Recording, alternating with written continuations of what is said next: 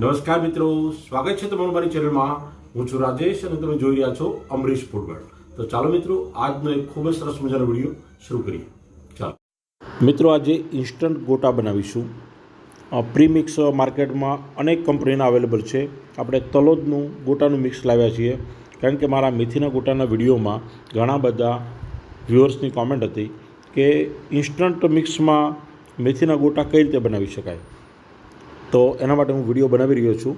આ ચટણીનું પેક છે જે આ ગોટાના મિક્સની સાથે જ આવે છે, અને એમાં આપણે પાણીમાં ઓગાળીને એની ચટણી બનાવી શકાય છે. ગોટા મિક્સ આપણે 500 ગ્રામ લીધું છે, અને અંદર આપણે મેથી લગભગ 100 ગ્રામ જેટલી એડ કરી છે, અને 50 ગ્રામ કોથમીર એડ કરી છે, કારણ કે આમાં બાકી બધા જ મસાલા હોય છે. અને મોણ માટે તેલ એડ કર્યું છે. હું સિંગ તેલનો ઉપયોગ કરું છું. બધી જ વસ્તુ બરાબર મિક્સ કરી દેવાની છે. આમાં તમે લીલા મરચાં અથવા ડુંગળી નાખવી હોય તો તમે નાખી શકો છો. અને હાથ વડે બધું પહેલાં મિક્સ કરી દઈશું. મોણ બરાબર મિક્સ થઈ જાય ત્યારબાદ પાણી એડ કરીશું. મિત્રો, આમાં તમે પાલક અને લીલી ડુંગળી એડ કરી શકો છો. લીલું લસણ પણ એડ કરી શકો છો. લસણની ફ્લેવર જો તમને પસંદ હોય તો તમે સૂકું લસણ પણ એડ કરી શકો છો. અને આ રીતે એનું બેટર બનાવી દેવાનું છે. હવે મિત્રો, ચટણી બનાવી લઈશું, કારણ કે ગોટા સાથે ચટણી તો જોઈશે. તો આ પ્રીમિક્સ સાથે આવેલું છે, અને એને આપણે એક વાસણમાં લઈ લીધું છે. અને અંદર આપણે જરૂરિયાત મુજબનું પાણી એડ કરવાનું છે. મિત્રો, આ થોડી ખાટી ચટણી હોય છે, એટલે થોડું આપણે વધારે પાણી એડ કરીને એને પાતળી ચટણી બનાવશું, તો જ એ સ્વાદમાં સરસ લાગશે. હવે કઢાઈ ઉપર તેલ ગરમ મૂકી દીધું છે, અને આ રીતે હાથ વડે ગોટાને પાડી લઈશું. મિત્રો, એકદમ સરળ રીત છે અને હાથ વડે ધીરે ધીરે આ ગોટાને પાડી લેવાના છે.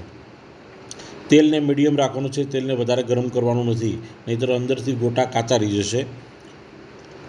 તો આ રીતે ધીરે ધીરે બેટરમાંથી ગોટા આપણે બનાવી લઈએ. ખૂબ જ સરસ ગોટા ફૂલી ગયા છે, કારણ કે આમાં આપણે તો કોઈ મસાલા એડ કરવાના નથી. જે કાંઈ મસાલા છે બધા જ પ્રીમિક્સમાં એડ કરેલા હોય છે.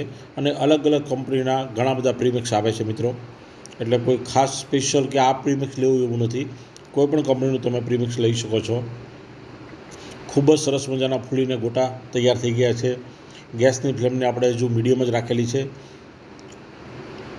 વાહ, ખૂબ જ સરસ ગોટા આપણા બની ગયા છે.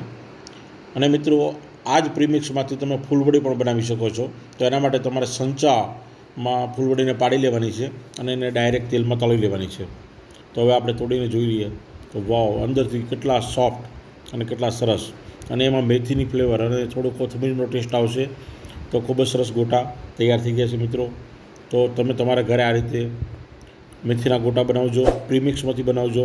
તમને વિડીયો ગમ્યો હોય તો લાઇક કરજો, શેર કરજો અને સબસ્ક્રાઈબ કરજો. મળતા રહીશું નવા વિડીયો સાથે. જય હિન્દ, જય જય ગરવી ગુજરાત.